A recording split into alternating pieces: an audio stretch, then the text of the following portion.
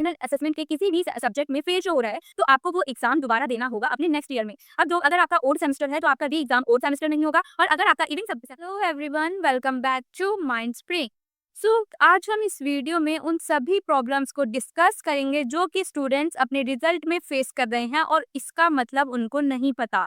Means ER, fail, OR and absent जिनके भी result में शो हो रहा है उनको अब समझ आ जाएगा कि उन्हें क्या करना है। तो एंड तक वीडियो जरूर देखना। और प्लीज यार, जब आपके लिए इतनी मेहनत कर रही हूँ तो एक सब्सक्राइब कर दो ना, क्या चला जाएगा आपका।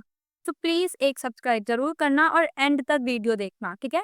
तो पहले हम देखेंगे कि जिनके भी रिजल्ट में ईआर शो हो रहा है। अब देखो, ईआर आपके रिजल्ट में शो हो रहा होगा दो बेसिस पे, या तो आपकी किसी सेमेस्टर में फेल है या आपने वो एग्जाम नहीं दिया, इट्स मीन एब्सेंट शो हो रहा है। अब फर्स्ट ये देखिए कि आपके रिजल्ट में क्या शो हो रहा है, फेल या एब्सेंट। अगर आपके रिजल्ट में फेल शो हो रहा है, फेल इन द सेंस किसी सब्जेक्ट में फेल है, फॉर एग्जाम्पल थ्योरी के किसी या इंटरनल असेसमेंट के किसी भी सब्जेक्ट में फेल शो हो रहा है, तो आपको वो एग्जाम दोबारा देना होगा अपने नेक्स्ट ईयर में।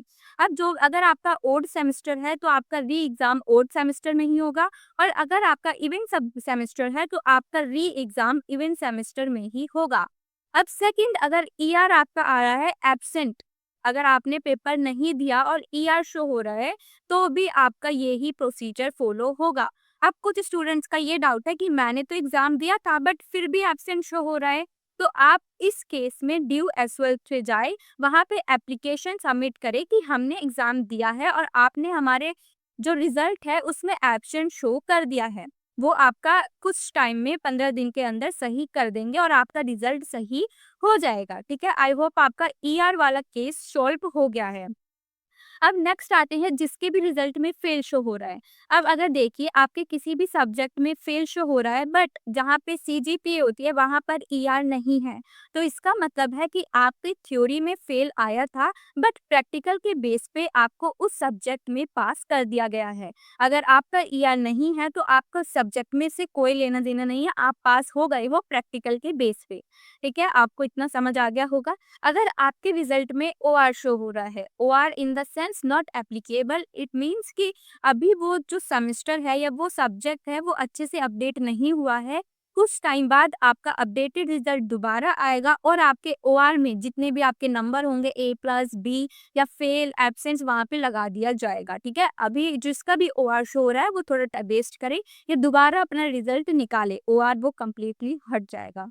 अब जिनके भी रिजल्ट में एब्सेंट शो हो रहा है तो एब्सेंट वाला उन्होंने एग्जाम नहीं दिया होगा या फिर किसी डिफॉल्ट की वजह से एब्सेंट आ गया होगा। आपको अगर किसी डिफॉल्ट की वजह से एब्सेंट शो हो रहा है, अगर आपने एग्जाम दिया है और फिर भी हो रहा है, तो आप ड्यू एसएल में जाए, वहां से कांटेक्ट करें, एप्लीकेशन सबमिट करें, वहां से आपको डिटेल वहां पे आपका क्लियर हो जाएगा ये। आई होप आपको समझ आ गया होगा। अब ईआर क्यों आ रही है, एब्सेंट, ओआर एंड फेल, ठीक है। कोई भी डाउट है तो आप मेरे से कमेंट सेशन में पूछ सकते हैं। और गाइस, अगर मैं कमेंट में रिप्लाई नहीं कर पा रही हूँ तो ये मेरा व्हाट्सएप ग्रुप है जहाँ पे सभी स्टूडेंट्स एक दूसरे से कांटेक्ट करते हैं, वहाँ पे आप अपना डाउट क्लियर कर सकते हैं, ठीक है। अगर फिर भी कोई डाउट है तो कमेंट सेशन में बेझिझक आप पूछ सकते हैं, ठीक है। और प्लीज एक सब्सक्राइब ज़रूर करना क्योंकि मुझे भी मेहनत लगती है और मैं भी चाहती हूँ कहीं न कहीं से मुझे मोटिवेशन मिले, तो प्लीज़ एक सब्सक्राइब ज़रूर कर देना, ठीक है?